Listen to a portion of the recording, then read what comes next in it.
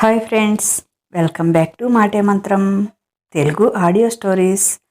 అందరికీ నమస్కారం అండి. హాయ్ ఫ్రెండ్స్, అందరూ ఎలా ఉన్నారు? బాగున్నారా? ఈరోజు స్టోరీ పెట్టడం కొంచెం లేట్ అయిందండి. మా నాన్నగారికి హెల్త్ బాగాలేక ఊరు వెళ్ళాల్సి వచ్చింది.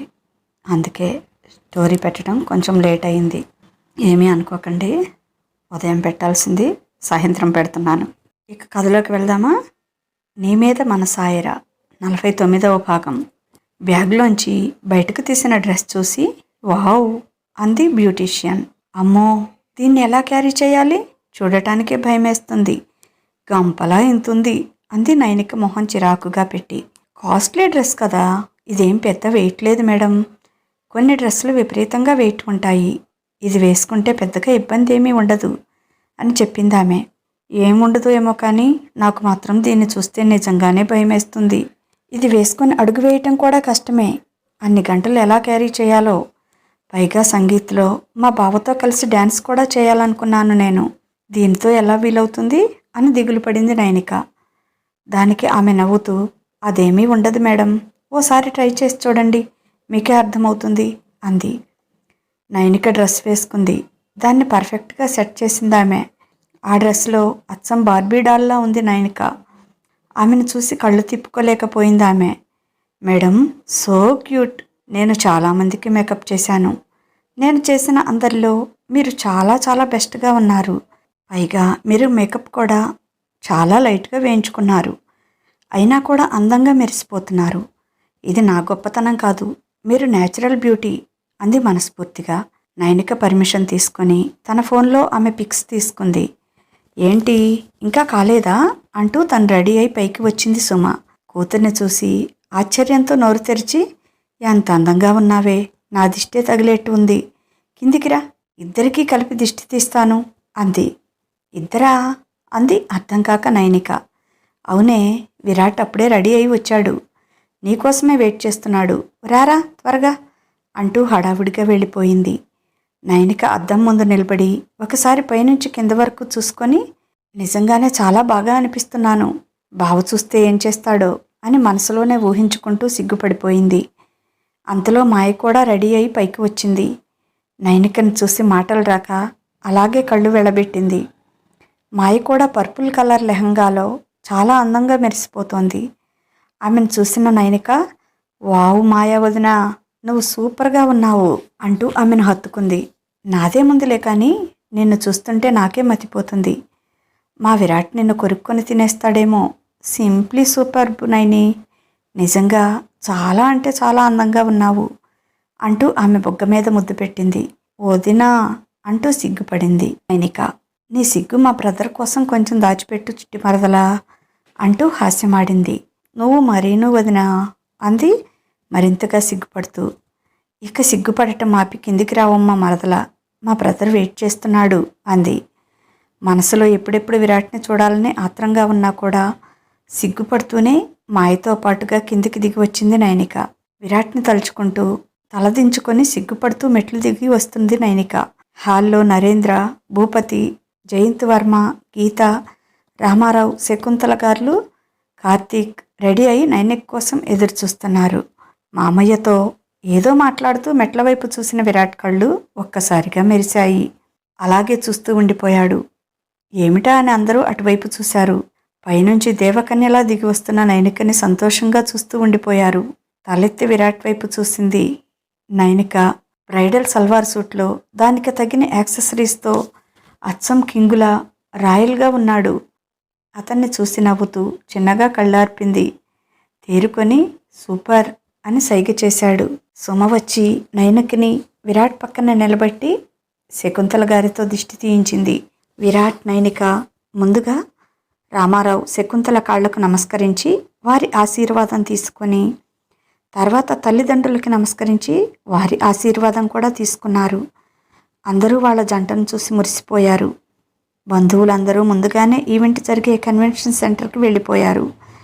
విరాట్ని, నైనికని ఫ్లవర్ డెకరేషన్ చేసిన ఖరీదైన కారులో పంపించారు. మిగిలిన వాళ్ళు కూడా వాళ్ళ వెనకే ఎవరి కారులో వాళ్ళు బయలుదేరారు. కారులో ఎక్కాక కన్నార్పకుండా నైనిక వైపే చూడసాగాడు విరాట్. ఏంటి బావా, చూపులతోనే తినేస్తున్నావు అంది. ఇంత అందంగా ఉన్నావేంటి బాబు, పిచ్చెక్కిపోతుంది. పెళ్లి సంగతి తర్వాత కానీ ముందు ఫస్ట్ నైట్ చేసుకుందాం అన్నాడు కన్నుగీటుతూ. పో బావా అంది సిగ్గుపడుతూ.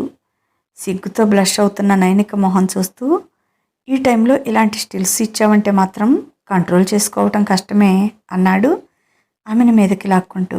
బావా, మేకప్ పోతుంది, చండాలంగా ఉంటుంది అంది. అబ్బా, నన్ను టెంప్టింగ్తో చంపటానికే నిన్ను ఇలా రెడీ చేసి ఒకే కారులో పంపించారులో ఉంది మీ వాళ్ళు. మేకప్ పోతే మళ్ళీ టచ్అప్ చేసుకోవచ్చు అంటూ ఆమెను మరింత గట్టిగా కౌగిలించుకొని పెదవులపై సున్నితంగా ముద్దు పెట్టి, ఈ స్మెల్ ఏంటి అన్నాడు చిరాగ్గా మొహం పెట్టి. తన పెదవులు తుడిచేసుకున్నాడు. నైనిక నవ్వుతూ, అది లిప్స్టిక్ స్మెల్ బావా, నచ్చలేదా అంది. అస్సలు నచ్చలేదు, ఇంతకుముందు నీ దగ్గర ఎప్పుడూ రాలేదు అన్నాడు. నేను ఎప్పుడూ వేసుకోలేదు అంది. మరి ఇప్పుడెందుకు వేసుకున్నావు, చాలా చండాలంగా ఉంది, ఇంకెప్పుడు వేసుకోకు. నీ లిప్స్ న్యాచురల్ పింకిష్తో చాలా బాగుంటాయి, చూడగానే కొరుక్కు తినేయాలి అనేంతగా ముద్దొస్తాయి. ఈ పిచ్చి రంగులెందుకు, వాటి వల్ల ఏదైనా అయితే నేను అస్సలు ఊరుకోను, అవి నా సొంతం, ఏమాత్రం తేడా వచ్చినా ఊరుకోను అన్నాడు. ఫొటోస్ బాగా రావంట బావా, లైట్గానే మేకప్ వేసుకున్నాను, తప్పదు బావా అంది. నువ్వు న్యాచురల్ బ్యూటీవే బంగారం, నీకు ఇవన్నీ అవసరం లేదు. ఇప్పుడు వేసుకుంటే వేసుకున్నావు కానీ ఫస్ట్ నైట్ రోజు వేసుకుంటే మాత్రం చంపేస్తా, రూమ్లోంచి బయటికి తోసేస్తా అన్నాడు. చూడగానే ఎంత ముద్దొచ్చిందో, చ, మూడంతా దుబ్బేసింది. అందుకే పెద్దవాళ్ళు పైపై మెరుగులు చూసి మోసపోవద్దు అని చెప్పింది. ఇంతింత మేకప్లు వేసుకునే వైఫులను ఈ మగవాళ్ళు ఎలా భరిస్తున్నారో, నేను మాత్రం సేఫ్, నా బంగారానికి ఆ మేకప్ అలవాటు లేదు అనుకున్నాడు. ఇంకా నైనికను కిస్ చేయటానికి మాత్రం ట్రై చేయలేదు. అతను సణుక్కుంటుంటే చూసి నవ్వుకుంది నైనిక. నిజంగానే ఫస్ట్ నైట్ రోజు ఇలా మేకప్ వేసుకుని రూమ్లోకి వెళ్తే ఏం చేస్తాడో బావా అని నవ్వుకుంది. సారీ బావా, రేపు పెళ్ళికి రిసెప్షన్కి తప్ప ఇంకెప్పుడు వేసుకోను అంది. నైనికకి కూడా అలవాటు లేక ఇబ్బందిగానే ఉంది. ప్లీజ్ బావా, నిన్ను హగ్ చేసుకోవాలి అనిపిస్తుంది అంది. ఆమెను కౌగిలించుకొని, కిస్ మాత్రం వద్దు, తుడిచినా కూడా ఆ స్మెల్ పోవటం లేదు, చాలా అనీజీగా ఉంది అన్నాడు. ఓకే బావా అంది అతని గుండెల్లో గువ్వలా ఒదిగిపోతూ. అతని చుట్టూ చేతులు పెనవేసింది. చూడటానికి మాత్రం చాలా టెంప్టింగ్గా ఉన్నావు ఈ మేకప్లో అన్నాడు ఆమె మెడవంపులో ముద్దు పెడుతూ. ఆమె నుంచి వస్తున్న సుగంధ పరిమళాన్ని ఆస్వాదిస్తూ అలాగే ఉండిపోయాడు. నైనిక సెంట్ స్ప్రే చేయలేదు, ఎప్పట్లా కస్తూరి యూజ్ చేసింది. ఆ స్మెల్ చాలా ఇష్టం విరాట్కి. కాసేపటికి కన్వెన్షన్ హాల్ దగ్గరికి వచ్చి ఆగింది కారు. దాని వెనకే మిగిలిన కార్లు కూడా వచ్చి ఆగాయి. అప్పటికే ఫోటోగ్రాఫర్ వచ్చి రెడీగా ఉన్నాడు. ఇంకో పక్క వీడియో కెమెరాతో ఒకతను రెడీగా ఉన్నాడు. ముందుగా విరాట్ కారు దిగాడు. నైనక్కి చెయ్యి అందించాడు. అతను చేయి పట్టుకొని రాజకుమారిలా కారులోంచి దిగింది నైనిక. వారి ప్రతిభంగిమను కెమెరాలా బంధిస్తున్నారు మిగిలిన కుటుంబ సభ్యులంతా.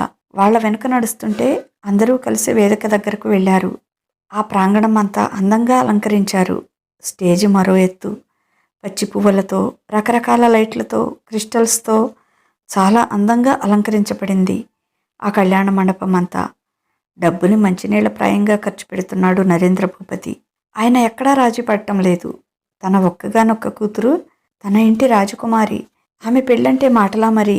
తను సంపాదించిందంతా ఆమెకే. ఎమ్మెల్యేలు, మంత్రులు, ఎంపీలు, ఆఖరికి సీఎం, ఎంతోమంది విఐపీలు, వివిఐపీలు కూడా పెళ్లికి అటెండ్ కాబోతున్నారు. ఆయనకి అంత గొప్ప పేరుంది మరి. దానికి తగినట్లుగానే ఏర్పాట్లు కూడా చేపించాడాయన. ఎక్కడైనా ప్రత్యేకమైన ప్లేస్లో డెస్టినేషన్ వెడ్డింగ్ చేసుకోవాలని నైనిక కోరిక.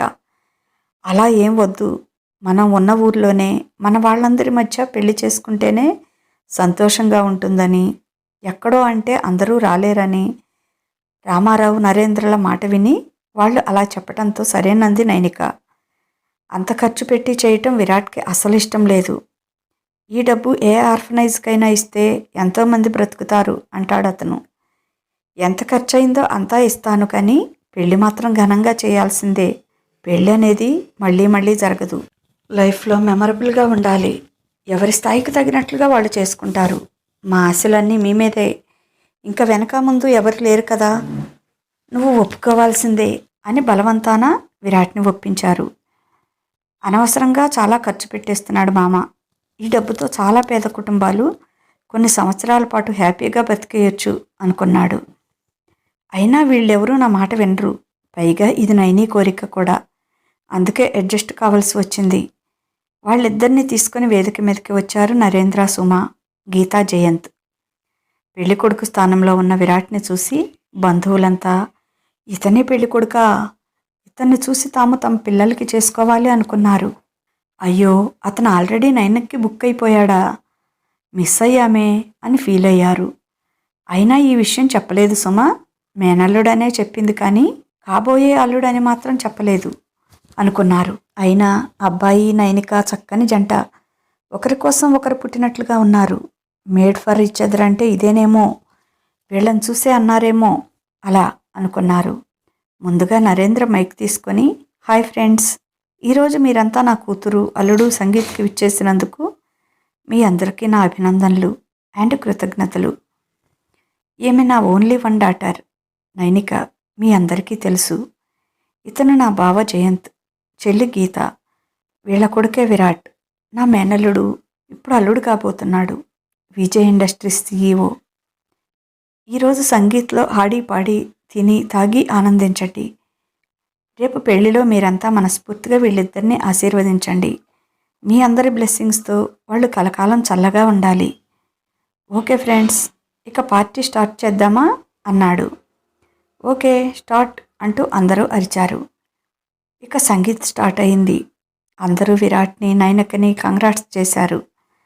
అందరూ ఆడారు, పాడారు. నైనిక బలవంతంగా విరాట్ని స్టేజీ మీదకి లాక్కెళ్ళి అతనితో పాటు తనకిష్టమైన సాంగ్స్కి డ్యాన్స్ చేసింది. చాలా గ్రాండ్గా హ్యాపీగా జరిగింది ఫంక్షన్. ఫంక్షన్ పూర్తయ్యేటప్పటికి 1 గంట అవుతుంది. అందరూ ఇంటికి బయలుదేరారు.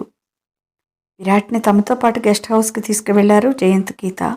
నిద్రతో జోగుతున్న నైనికతో, బద్ధకంగా అలాగే పడుకోకుండా ఫస్ట్ ఆ మేకప్ రిమూవ్ చేసి తర్వాత పడుకో, అసలే నీకు అలవాటు లేదు, ఫేస్ పాడైపోతుంది, కాసేపాగి నేను వచ్చి చూస్తా అని బెదిరించి మరీ వెళ్ళాడు విరాట్.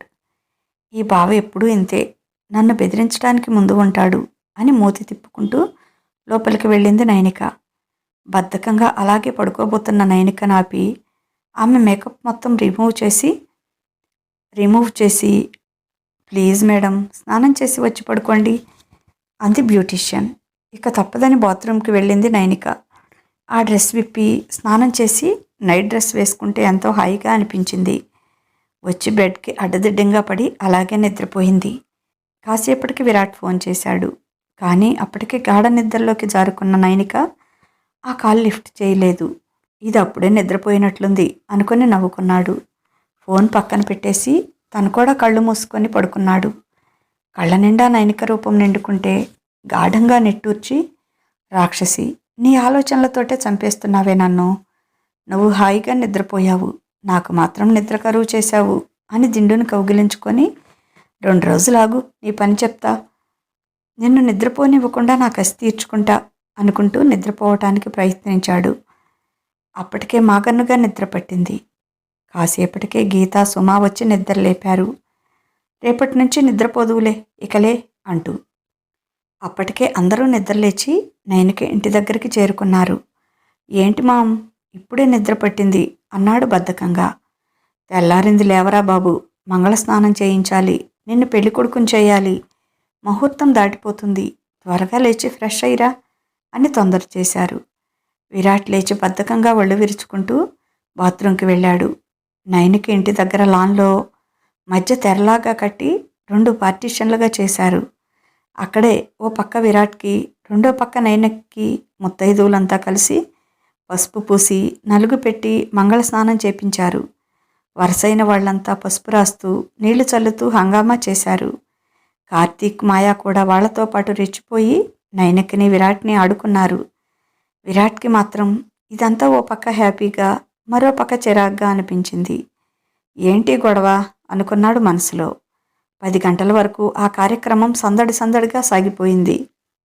ఆ తర్వాత ముందుగా విరాట్ని తల్లి గీత, మేనత్త సుమ కలిసి పెళ్లి కొడుకుని చేశారు. ఆ తర్వాత సుమని పెళ్లి కూతుర్ని చేశారు.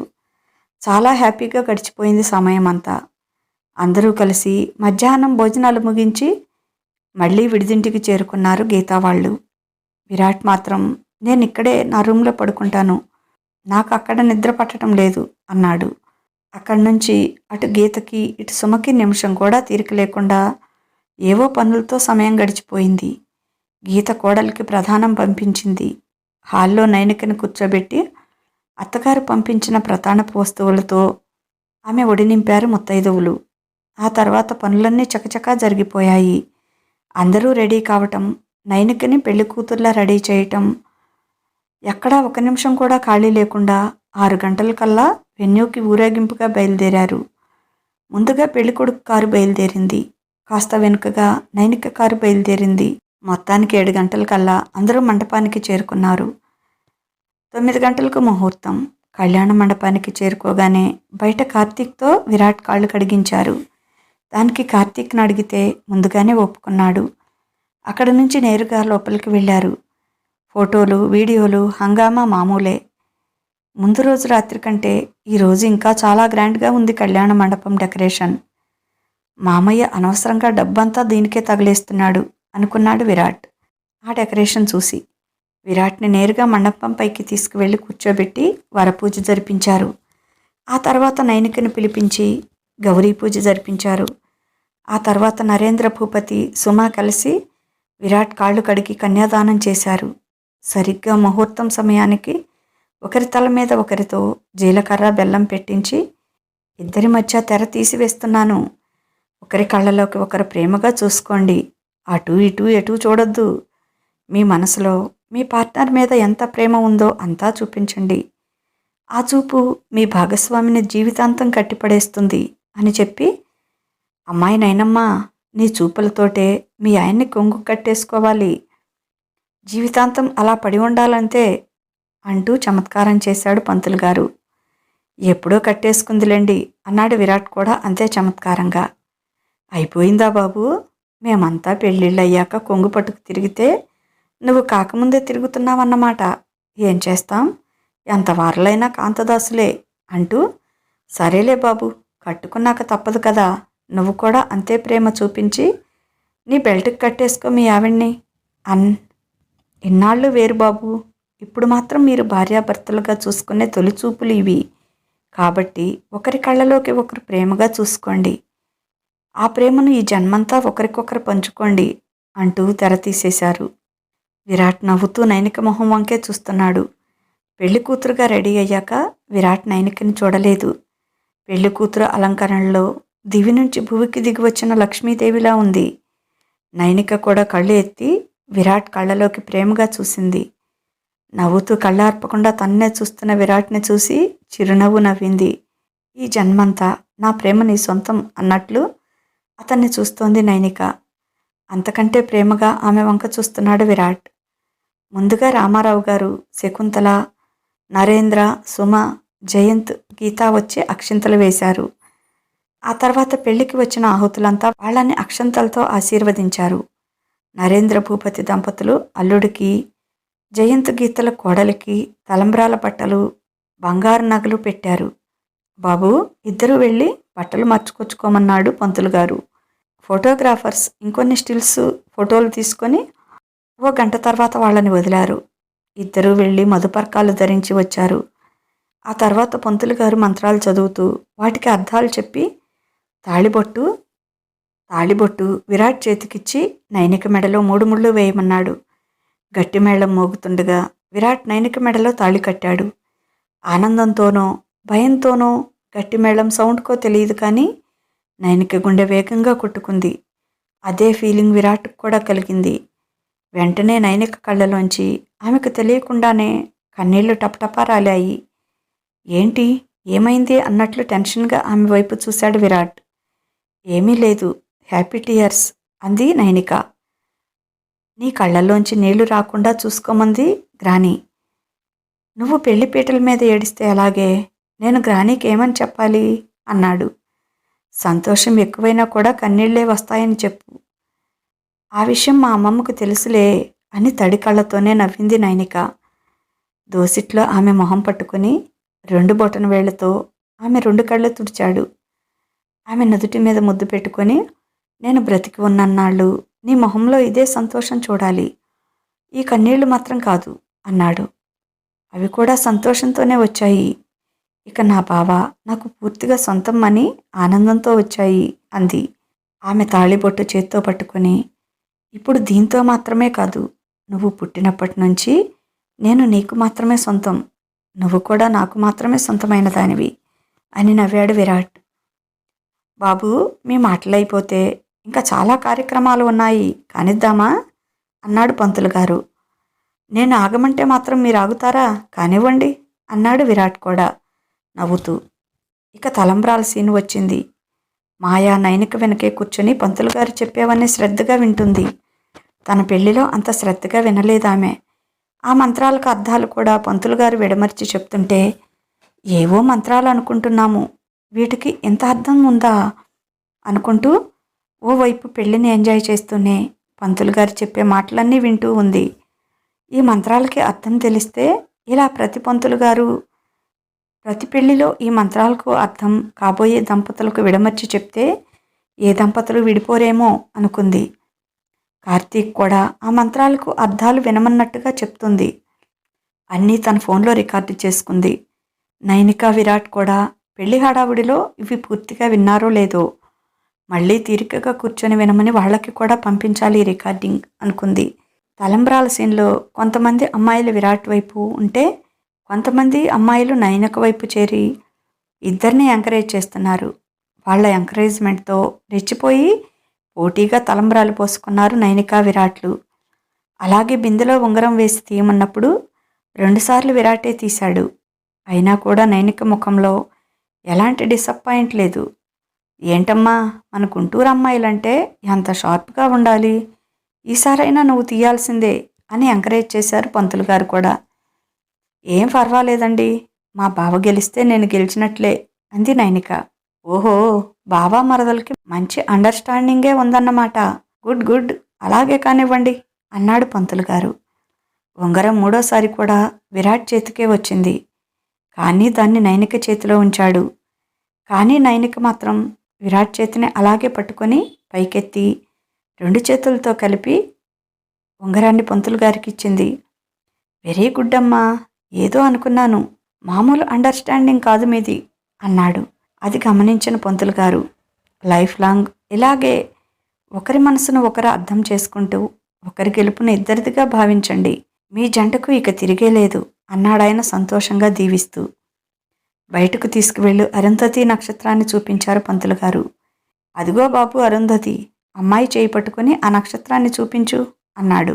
అనుష్క ఎక్కడ ఉన్నది పంతులు గారు, బొంబాయిలో ఉందో బెంగళూరులో ఉందో అని జోకేశారు అందరితో జోవియల్గా మాట్లాడే వరప్రసాద్ గారు. ఓ వరప్రసాద్ గారా, మీరు ఇంకా అందుకోలేదేంటా అని చూస్తున్నాను. ఇంటికెళ్తే మా చెల్లి చూపెడుతుందిలేండి. ఒక అనుష్క ఏంటి, చాలామంది కనిపిస్తారు మీకు, వెండి తెర నుంచి బుల్లి తెర దాకా అన్నాడు పంతులు గారు మరింత చమత్కారంగా. అందరూ గొల్లున్న నవ్వారు. పెద్ద వయసు అయిపోయింది కదా, పిల్లలు పెద్దవాళ్ళు అయిపోయారు, ఈ మధ్య చూపించట్లేదులేండి, అందుకే మీరైనా చూపిస్తారని మరింత చమత్కరించాడు వరప్రసాద్. కొంపతీసి మళ్ళీ పెళ్లి కావాలా ఏంటండి అన్నాడు పంతులు గారు అన్నీ సర్దమని అసిస్టెంట్కి చెప్పి. ఆ తర్వాత అప్పగింతలు మొదలయ్యాయి. బావంటే ఎంత ఇష్టమున్నా పుట్టింటిని వదిలి వెళ్ళిపోతున్నాను అనుకోగానే తెలియకుండానే దుఃఖం వచ్చేసింది నైనక్కి. సుమా, శకుంతల నైనికని పట్టుకుని ఏడుస్తుంటే ఆమెకు ఏడుపాగలేదు. కూతుర్ని పట్టుకుని నరేంద్ర భూపతి కూడా కళ్ళనీళ్లు పెట్టుకున్నాడు. ఆమె నుదుటి మీద ముద్దు పెట్టి జాగ్రత్త తల్లి అన్నాడు. రామారావు గారు మనవరాల్ని కౌగిలించుకొని గట్టిగా ఏడ్చేశారు. నైనిక కూడా తాతయ్యని పట్టుకొని, ఊరుకో తాతయ్య, నేనెక్కడికి వెళ్తున్నాను, వారానికోసారి వస్తానుగా మిమ్మల్ని చూడటానికి అంది ఆయనని అనునయిస్తూ. ఇదంతా ఎందుకో అస్సలు నచ్చలేదు విరాట్కి. అది నాతో వస్తుంటే వీళ్ళంతా ఎందుకు ఏడుస్తున్నారు, పైగా నైని కూడా ఎందుకు ఏడుస్తుంది, నాతో రావటం అంత కష్టంగా ఉందా అనుకున్నాడు చిరాగ్గా. ఇదంతా కామన్ రా, ఈ పరిస్థితి మగవాళ్లకు లేదు కాబట్టి మీకు చెప్పినా అర్థం కాదు అంది కళ్ళు తుడుచుకుంటూ గీత. మాయా, కార్తీక్ అమ్మగారు కూడా కళ్ళు తుడుచుకుంటూ ఉన్నారు. అదంతా చూసి విరాట్కి ఇది మరీ ఆశ్చర్యంగా అనిపించింది. కార్తీక్ వంక చూశాడు. ఇద్దరికీ అక్కడ ఏం జరుగుతుందో అర్థం కాక ఒకరినొకరు చూసుకొని భుజాలు ఎగరేశారు. అప్పగింతల కార్యక్రమం చూడటం వాళ్ళకి ఇదే ఫస్ట్ టైం. కార్తీక్ పెళ్లిలో ఇదంత పెద్దగా గమనించలేదు. వాళ్ళ గొడవలో వాళ్ళు ఉంటే తను లోపలికి వెళ్ళిపోయాడు. ఇష్టపడి చేసుకున్న భర్త ఇంటికి రావటానికి వీళ్ళకి ఇంత బాధ ఏంటి అనుకున్నారిద్దరు. ఈ కార్యక్రమం అంతా పూర్తయ్యేటప్పటికీ రాత్రి 1 గంట దాటింది. ఏదో తిన్నామనిపించారు. ఇక అక్కడి నుంచి బయలుదేరి ఇంటికి వెళ్ళారు. అందరికీ కూల్ డ్రింక్స్, జ్యూస్ ఇప్పించింది సుమ. తాగని వారికి కాఫీ, టీలు పెట్టించి ఇప్పించింది. ఇక అక్కడి నుంచి బయలుదేరి ఎయిర్పోర్ట్కి వెళ్ళిపోయారు. 4 గంటలకే ఫ్లైట్ ఉండటంతో నెక్స్ట్ ఫ్లైట్లో మేము వస్తాము, పిల్లతో పాటు రాకూడదు అని చెప్పారు సుమ వాళ్ళు. ఇదండి ఈరోజు కథ. ఎలా ఉంది? ఈరోజు స్టోరీ ఇవ్వటం కొంచెం లేట్ అయిందండి. ఏమీ అనుకోవద్దు, చదివేసేయండి, వినేసేయండి. ఈ స్టోరీ విని ఈ స్టోరీ మీకు నచ్చినట్లయితే ఓ చిన్న లైక్ ఇవ్వండి. అలాగే ఈ స్టోరీ మీద మీ అమూల్యమైన అభిప్రాయాన్ని ఓ చిన్న కామెంట్ ద్వారా తెలియచేయండి. మన మాటే మంత్రం ఛానల్ని సబ్స్క్రైబ్ చేసుకోండి. అలాగే మీకు తెలిసిన వారికి షేర్ చేయండి. ఇక ఉంటాను. బాయ్. మీ లక్ష్మీ ఘంట.